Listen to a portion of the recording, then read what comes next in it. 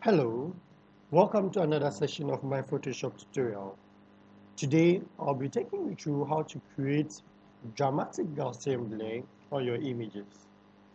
Okay, and using a Gaussian blur, it's one of the easiest way to have a flyer design made within the quickest possible time.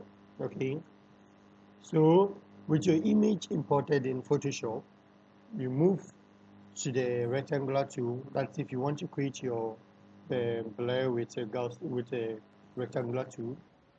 Then you draw your desired shape. I'd want to draw it there. Great. So the default color here is what you definitely will fill in your color. So you come down to the square here. Then I double click to pick the color I want to use. So if I want to keep it to the white, I leave it as such. If I want to change it, I change it. But for now, I would want to keep to the white. Then you move to the filter, down to blur, down to Gaussian blur. And yes, convert to smart object. And there you have it. So the higher the radius, the higher the intensity of the scattering of the colors in there. Okay, so if it's reduced, you see that it becomes thicker, becomes thicker, becomes thicker, and soon it's the same shape that you created. Okay, so for a more dramatic effect, for me, I would always prefer to have a higher radius set. Okay, so with this, I think it's good enough. It's good enough. Now let's uncheck it to create using a different color. With the rectangular tool still selected, I draw another shape. Then I select my color. I would want to use the color of the guy's shirt. So click and there it opens.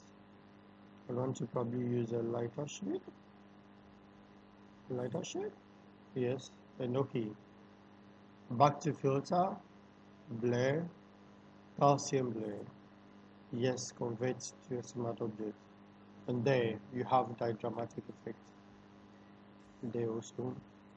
Yes, so you can play around with your desired colors. So this Gaussian blur was created using the rectangular tool. You could also do the same with the